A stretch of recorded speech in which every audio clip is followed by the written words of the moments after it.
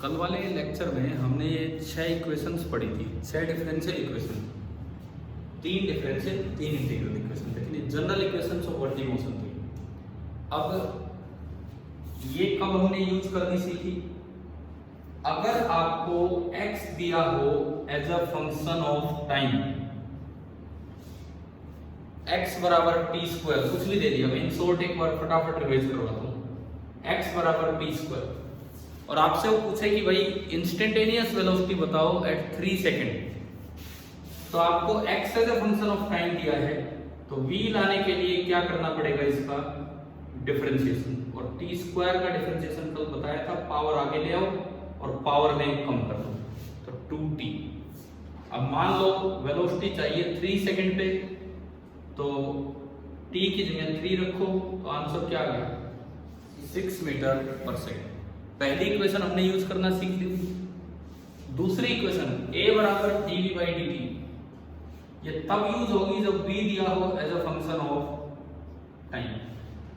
बहुत ही सीधा सा ऐसा ही मैं काम लूं, मान लो v बराबर है टी स्क्वायर और आपसे a पूछा है 3 सेकंड पे, तो a का फॉर्मूला है dv बाई dt, यानी कि d by dt of T square, power आगे ले आओ और पावर में कम कर दो 2t। तो अगर एक्सेलरेशन पूछा है 3 सेकंड पे, तो 2 into 3, तो ये आ गया 6 मीटर पर सेकंड स्क्वायर।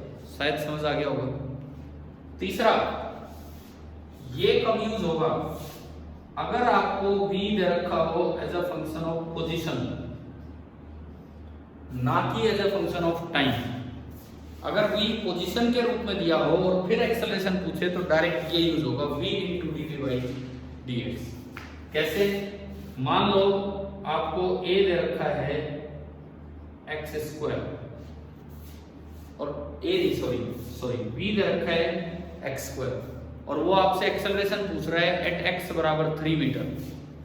आपसे पूछी है कि एक्सेलरेशन क्या होगी at x equal to 3 metre, तो आप सबसे पहले निकालो dv बाई dx, और dv बाई dx होगा 2 आ गया है और एक पावर कम 2x।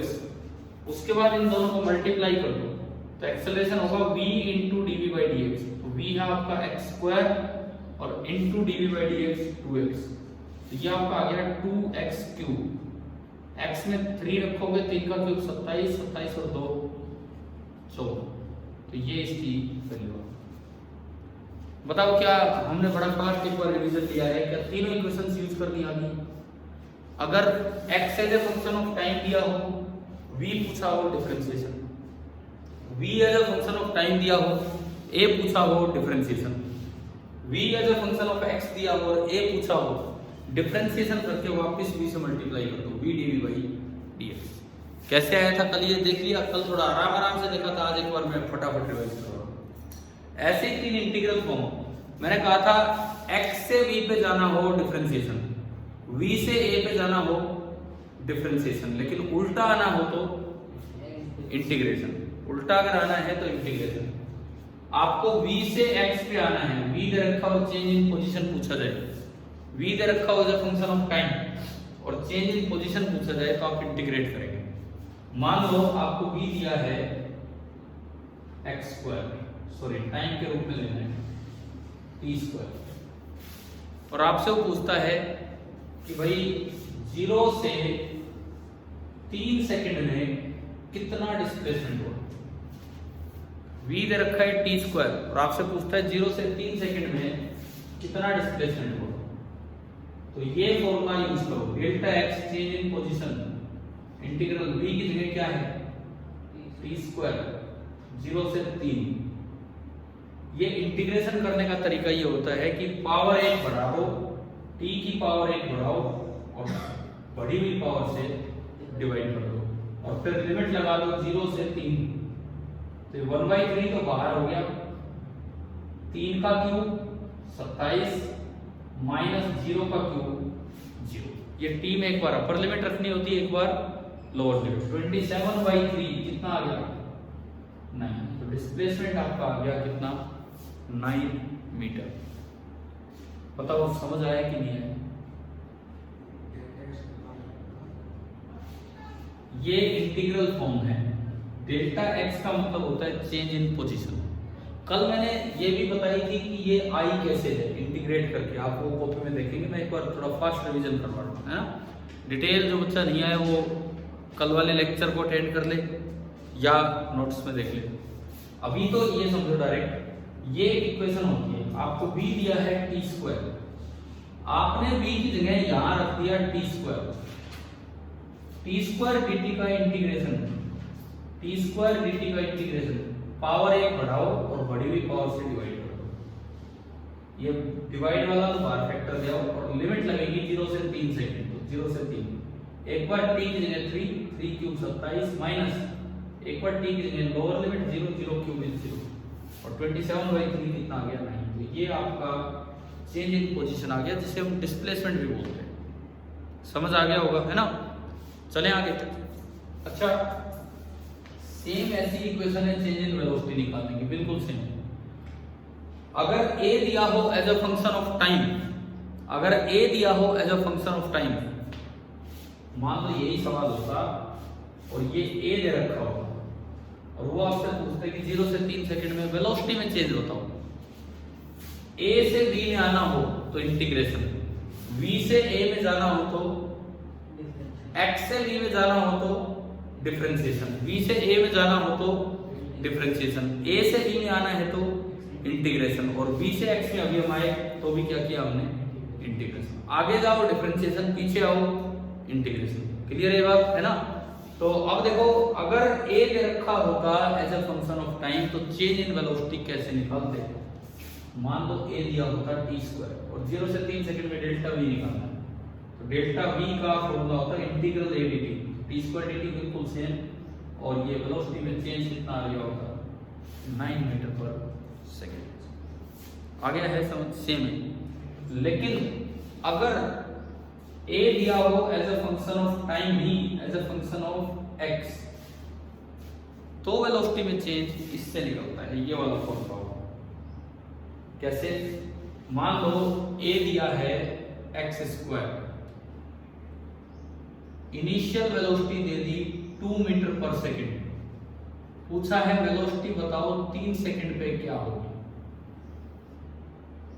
a दिया है x स्क्वायर, इनिशियल वेलोसिटी दे दी 2 मीटर पर सेकंड, पूछा है 3 सेकंड पे नहीं, कोई पोजीशन देगा वो, 3 मीटर पे वेलोसिटी बताओ कितनी है। अगर ओरिजिन पे वेलोसिटी 2 मीटर पर सेकंड थी, डायरेक्ट ये लगाओ, v square minus you square upon 2 बराबर इंटीग्रल a dx। a कितना दे रखा है,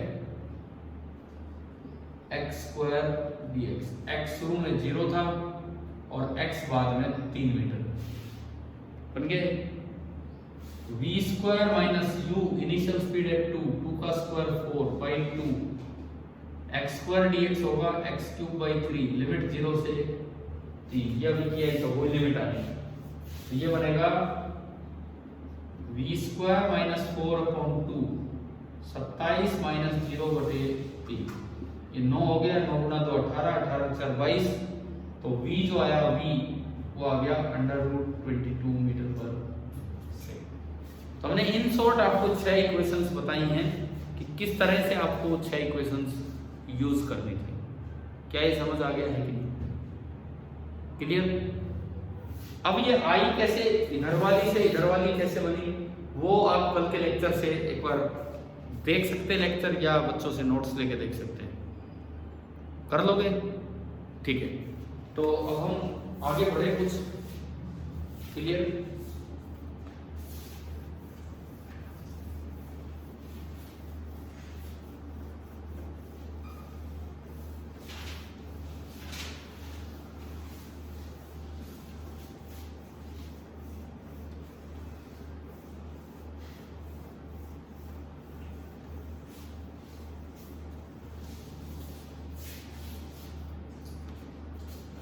देखो, अब हम थोड़ा ग्राफ की तरफ चलेंगे। अब इसके लिए मुझे ये पता होना चाहिए कि ग्राफिकल मीनिंग इंटीग्रेशन और डिफरेंशिएशन इन दोनों का क्या है। तो अब मैं चल रहा हूं ग्राफिकल मीनिंग की तरफ। ग्राफिकल मीनिंग हम देखने वाले हैं इंटीग्रेशन और डिफरेंशिएशन का। सबसे पहले मैं ग्राफिकल मीनिंग लूंगा किस चीज का, डिफरेंशिएशन का, और फिर हम ग्राफिकल मीनिंग लेंगे इंटीग्रेशन का। पहले हम ग्राफिकल मीनिंग लेंगे डिफरेंशिएशन का और फिर ग्राफिकल मीनिंग लेंगे इंटीग्रेशन का। मान लो जैसे आपको वेलोसिटी दी गई है d/dt ऑफ x, और इधर मैं कोई इंटीग्रल इक्वेशन लूं, डेल्टा x बराबर इंटीग्रल v dt। क्या ये दो शुरुआती इक्वेशन थी कि नहीं हमारी? एक डिफरेंशियल और एक इंटीग्रल थी ना, ये दो शुरुआती इक्वेशन। इसका मीनिंग समझो, अगर मैं x का टाइम के साथ ग्राफ बनाऊं, पहले मैं इसका मीनिंग समझ रहा हूं। अगर मैं x का टाइम के साथ ग्राफ बनाऊं, कैसा भी वो ग्राफ हो सकता है, कैसा भी, किसी भी तरह का, और आपको किसी पर्टिकुलर टाइम t0 पे वेलोसिटी चाहिए, तो इसका तरीका ये था, x as a function of time दिया होगा, आप उसे डिफरेंशिएट कीजिए और फिर उसमें t की जगह क्या पुट कर दीजिए, t0। कल किए हमने काम, आज भी किए, शुरू में t² लेके।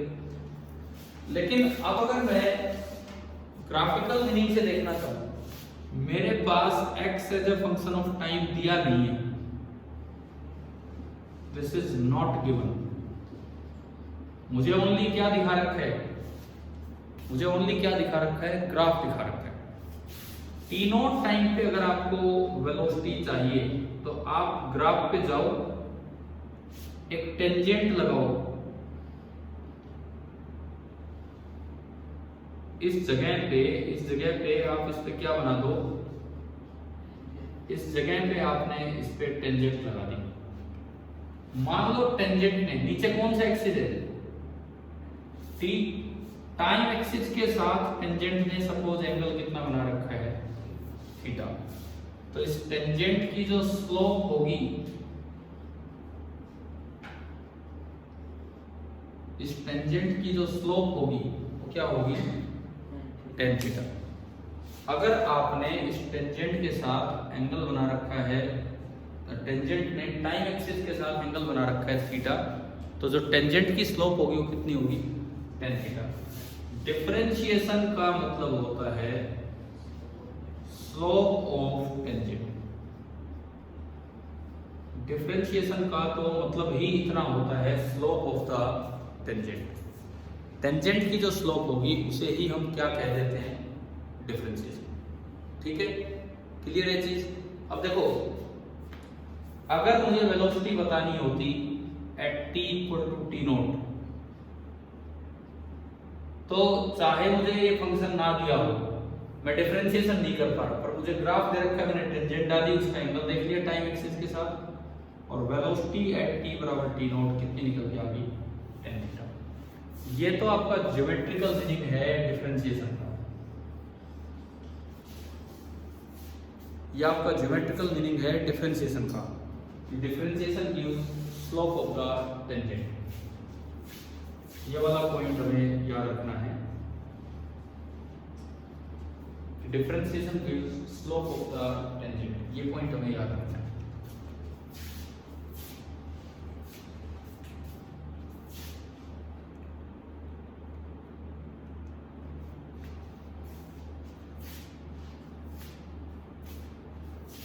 अब बात है इंटीग्रेशन।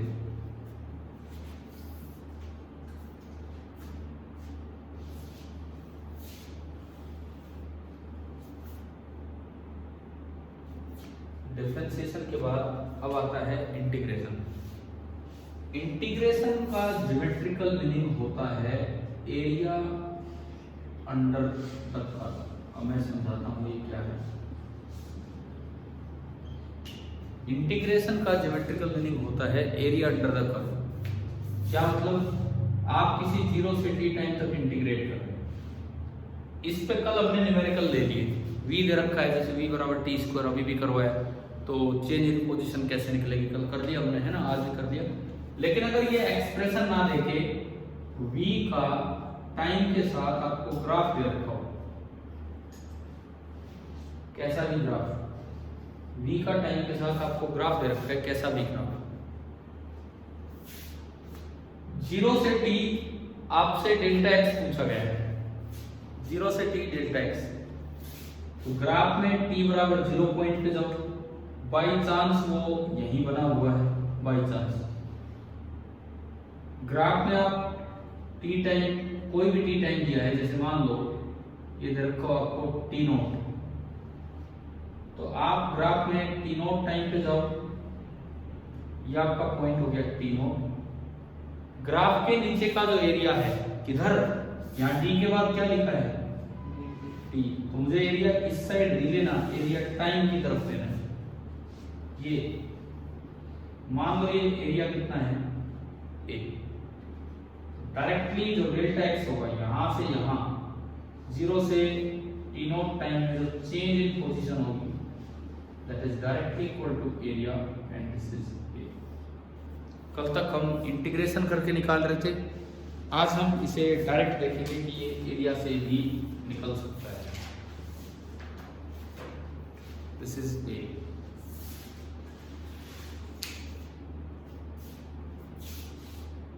तो डिफरेंशिएशन और इंटीग्रेशन के ज्योमेट्रिकल मीनिंग समझ आ गए हम।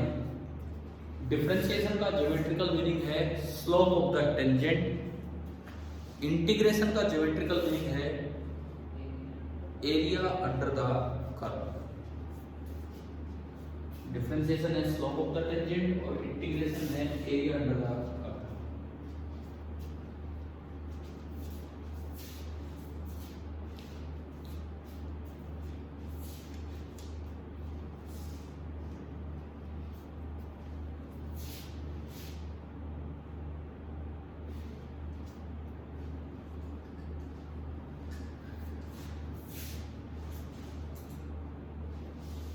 अब इसका प्रॉपरली यूज देखते हैं कुछ ग्राफ्स के अंदर, ठीक है, कैसे चीजें यूज होंगी वो देखते हैं।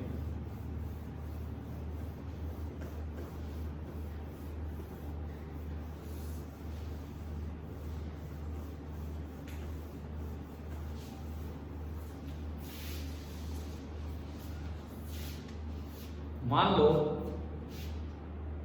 आपको एक ग्राफ दिया है xt ग्राफ,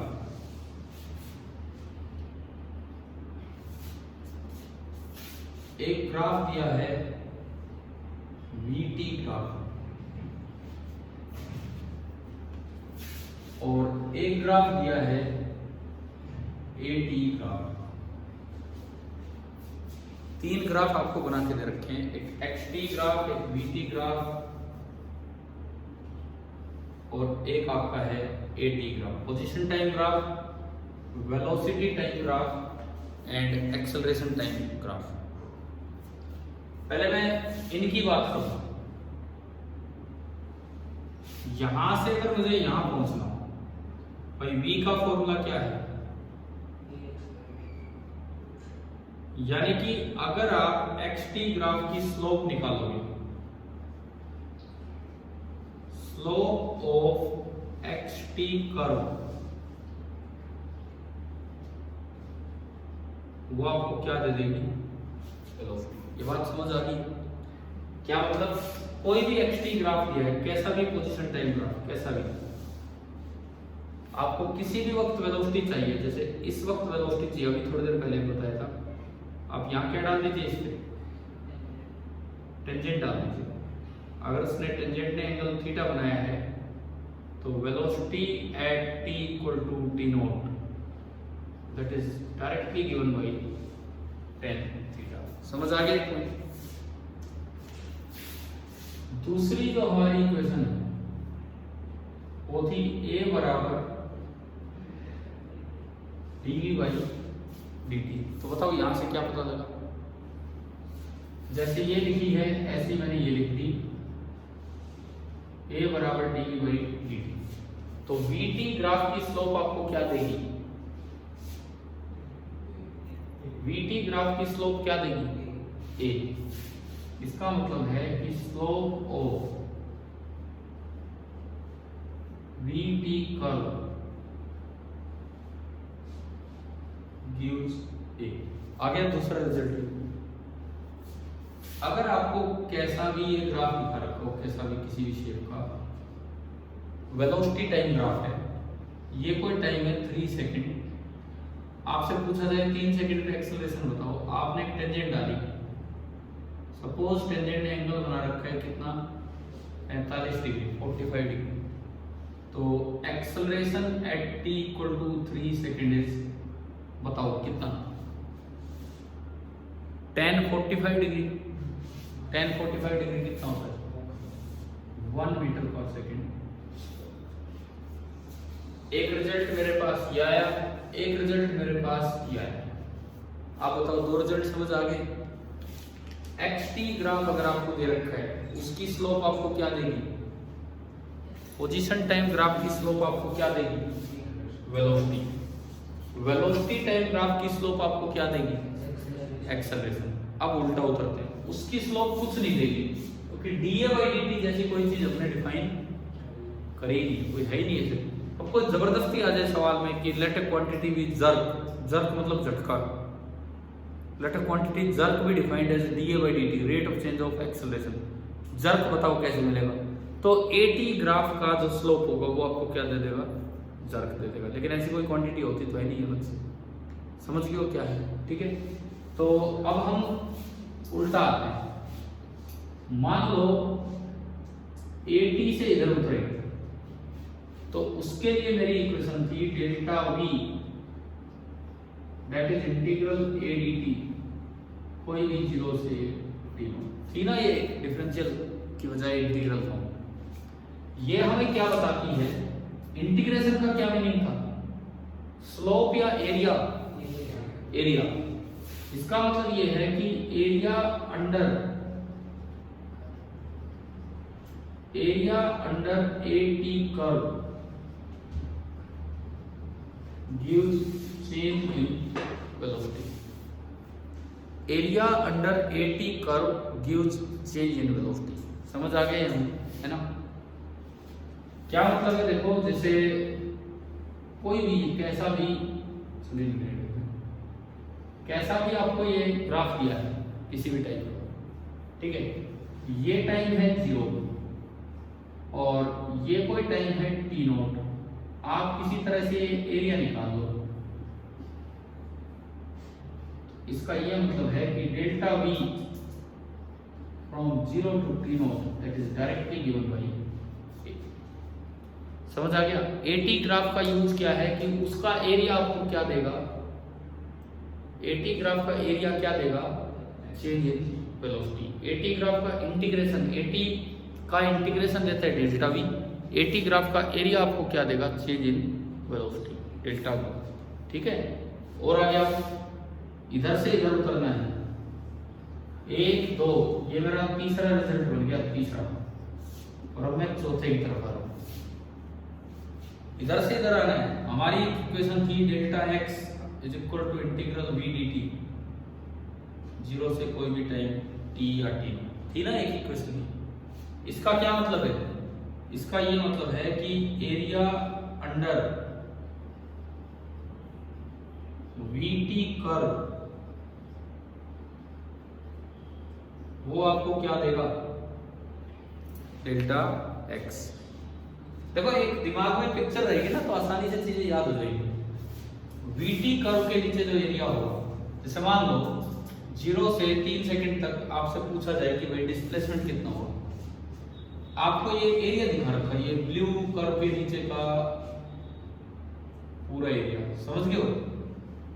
मान लो ये एरिया है 4, इसका मतलब अगर आपसे पूछा जाए डिस्प्लेसमेंट कितना हुआ 0 से 3 सेकंड में, तो उसका आंसर डायरेक्ट है, कितना है? 4 मीटर। क्या ये 4 रिजल्ट हमारे समझ आ गए? एक बार दोबारा सुनो फिर आप बना लेना। 4 रिजल्ट्स क्या हैं? पहले मैं दोबारा से बता देता हूँ, देखिए x T graph, position time graph, उसकी स्लोप क्या देगी? 2 मिनट मेरी बात सुनते रहो, बात बनाना।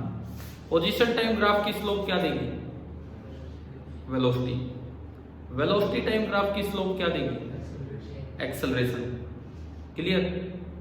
एक्सेलरेशन टाइम ग्राफ का एरिया क्या देगा? Change in velocity. Velocity time graph का एरिया क्या देगा? चेंज इन पोजीशन, जिसे डिस्प्लेसमेंट बोलते हैं।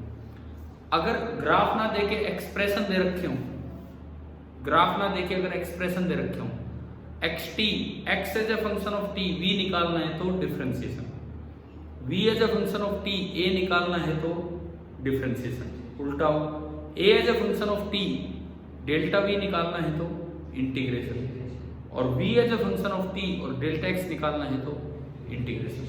आगे जा रहे हो डिफरेंशिएशन, वापस आ रहे हो इंटीग्रेशन, आगे जा रहे हो ग्राफ में स्लोप और वापस आ रहे हो तो एरिया। क्या ये बातें याद हो सकती? ठीक है, चलो तो आप ये नोट कीजिए, ठीक है।